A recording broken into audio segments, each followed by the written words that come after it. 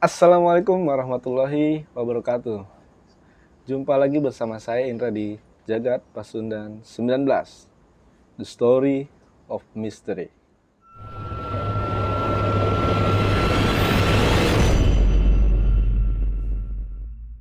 Oke Sobat Jagat, nah kali ini kita bakal membahas tentang pelet.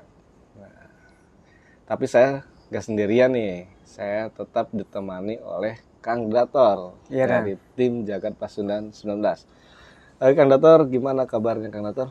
Alhamdulillah sehat Kang. Sehat ya Kang Dator. Udah siap Kang sama pembahasan pelet ini? Siap. Oke, kita langsung saja ke pembahasan pelet. Nah Kang Dator, sebelum kita masuk ya, pelet itu apa sih? Ya, yang saya ketahui kan, pelet itu kan sebuah ilmu nyata gitu, sebuah ilmu pemikat. Untuk kita memikat seseorang, yang kita tujukan ke seorang perempuan yang kita cintai, yang kita sayangi gitu. Yang tadinya cuek, agar tergila-gila sama kita, agar cinta sama kita gitu. Atau macam-macam pelet tuh kayak apa sih Kang? Macam-macam. Apakah melewati hanya ucapan atau ada melewati benda-benda atau gimana? Sebenarnya bisa disebut ilmu pelet itu banyak Kang. Ya, ilmu pelet itu kan ada yang dari media, ada yang dari rapalan perilmuan gitu kan, ada yang dari bahasa jangjawokan. Kalau bahasa orang tua dulu itu dari Sunda nyebutnya itu bahasa jangjawokan gitu kan. Jangjawokan. Iya. Ada juga yang dari ilmu seperti al-hikmah, seperti bahasa Sara gitu, dari Al-Qur'an juga, dari kitab ada. Oh, ada dari Al-Qur'an juga ada ya. Nah, Akang sendiri pernah nggak nih melakukan pelet itu kan? Ya, pengalaman pribadi pernah saya Ya? mempunyai. Gimana tuh Kang, cara Akang memikat seorang wanita gitu kan? Caranya gimana Kang? Apakah Akang menggunakan media atau jangjawokan itu tadi Kang? Ya, yang saya kerjakan ini kan saya tidak menggunakan media gitu. Karena yang menggunakan media itu pasti menggunakan unsur jin gitu kan. Kodam si bendanya itu ya? Iya, kan? Dari benda-benda tertentu. Seperti dari keris mesem gitu kan. Ada yang buluh perindu atau minyak mahabbah gitu kan. Atau batu manih gajah gitu. Atau batu combong. Banyak sih media-media pelet itu kan. Jangjawokan. Nah, seperti apa Kang cara kerja dari jangjawokan itu? Ya mungkin dari rapalan atau mantranya saya gak bisa sebutin ya. Mungkin suatu caranya lah. Iya, caranya seperti apa? Ya, mungkin seperti kita nih, kita mengerjakan atau membaca rapalan tersebut di setiap sholat 5 waktu gitu kan. Atau kita sebelum tidur gitu kan. Kita baca ditujukan ke seseorang yang kita tuju, yang kita cintai gitu. Seperti itu. Nah, itu kita mundur lagi ya kan ada yang namanya pelet dan juga asihan. Bedanya apa sih? Ini bedanya apa sih? Perbedaannya gitu antara pelet dengan asihan itu. Kalau si ilmu pelet ini ya emang ilmu khusus untuk memikat seseorang gitu kan. Nah, kalau asihan? Untuk kalau si pelet ini kan untuk memikat atau mengikat kedua belah pihak gitu kan.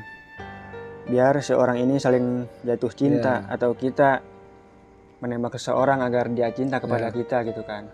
Nah, kalau asihan? Nah, kalau asihan biasanya sih digunakan pada umum gitu, untuk umum, untuk pribadi. Itu kan buat menambah daya tarik kita, aura kita atau wibawa kita gitu. Seperti itu. Berarti jelas beda ya antara asihan dengan beda sih. Ya hampir-hampir mirip lah seperti itu. Soalnya kan beda tipis nih antara asihan dengan pelet. Nah, apakah dari Kang Daton ini punya pantangan nggak sih kalau menggunakan ilmu pelet ini? Pantangannya kan biasa suka ada, kalau ilmu-ilmu yang seperti itu yang saya tahu gitu kan, ada pantangan, suatu pantangan yang tidak boleh dilakukan itu ya. Iya, betul. Nah, kalau dari pelet itu sendiri yang Kang Dator lakukan zaman dulu gitu, ada nggak sih pantangannya gitu? Mungkin kalau di versi saya ini nggak ada pantangan kan. Oh, kalau Jang Jawokan versi Iya, Kang Daton nggak ada pantangan ya? iya. Maupun itu ilmu dari segi Jang Jawokan atau dari Hikmah atau dari Sara, mungkin nggak ada pantangan tertentu. Yang penting kita jangan melakukan hal kotor aja. Seperti itu sih. Kalau dari menggunakan media itu pasti ada pantangan. Nah, mungkin dari kalau kita menggunakan pelet dengan media-media tertentu ya kan, pasti ada suatu pantangannya. Karena kan itu dia berurusan dengan jin atau hodam gitu. Oke, nah saya mau bertanya lagi nih Kang. Kalau misalnya cara membedakan antara yang terkena pelet dan yang enggak itu kelihatan nggak Kang? Bedainnya gimana sih? Bisa tahu nggak sih ini orang kepelet itu? Misalnya Kang Daton melakukan pelet kepada seseorang, kepada perempuan A.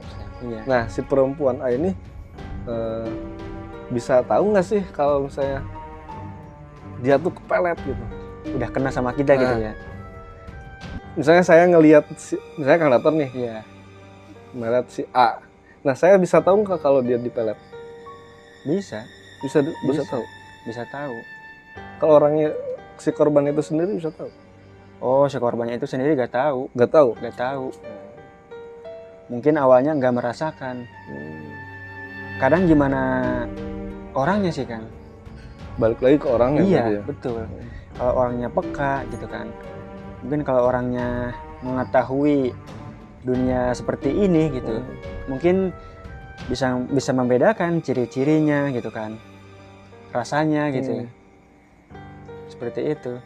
Mana yang cinta murni atau alami gitu kan. Beda mana, ya? Iya, mana yang rasanya dipelet gitu. Seperti itu sih. Nah, katanya ya, saya sempat dengar dari beberapa orang gitu. Katanya kalau misalnya dipelet itu dia selalu memimpikan orang yang memeletnya gitu. Apa benar kan seperti itu? Nah, nggak semua orang, nggak semuanya sih kan. Tapi ada yang seperti itu? Ada. Nggak semuanya muncul reaksi seperti itu gitu. Kalau kita melihat seseorang itu bertujuannya lebih keras gitu kan, lebih keras lah, ibarat seperti apa ya, seperti lebih dari ilmu gendam pengeretan atau seperti pelet pemaksaan lah gitu kan. Kadang ada seperti itu, seperti tujuan untuk bermimpi dengan kita, mimpi tidur dengan kita. Oh, ada seperti itu? Ada seperti itu. Ya itu mungkin ada yang hubungannya dengan menggunakan media jin juga. Media berarti itu ya. Nah, kalau misalnya menggunakan Jang Jawokan seperti itu kan ada jangka waktunya kan ya. Maksudnya tidak langsung kena ke orangnya ya. Kalau misalnya menggunakan media itu bisa langsung nggak kan? Misalnya hari ini mengerjakan, hari ini juga dia kena gitu.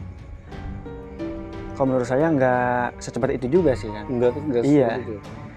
Kalau menggunakan media seperti media atau atau melihat langsung dengan pakai cara Jang Jawokan, tetap ada tata caranya, ada langkah-langkahnya. Iya, ada prosesnya.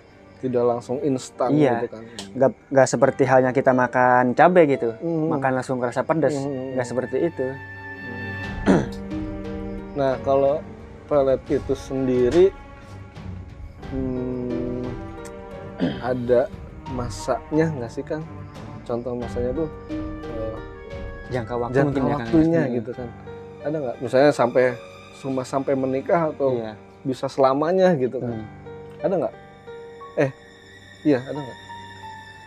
Mungkin ilmu pelet itu biasanya suka kadang luntur dengan sendirinya, kadang luntur udah gimana ya?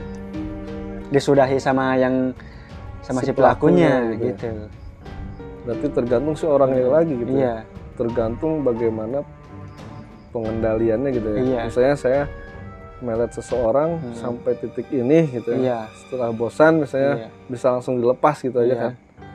Bisa seperti itu. Kadang ada yang seperti ini juga kan kasusnya nih. Seperti si pelaku kan melet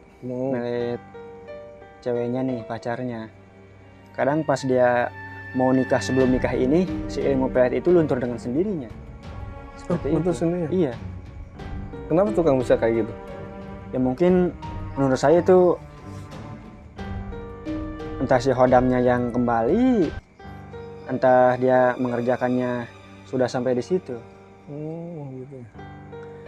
Nah, kalau misalnya kan menggunakan hodam ya, menggunakan media berarti. Iya, media. Nah, apakah dari si pihak korban itu merasakan ada si hodam itu nggak sih?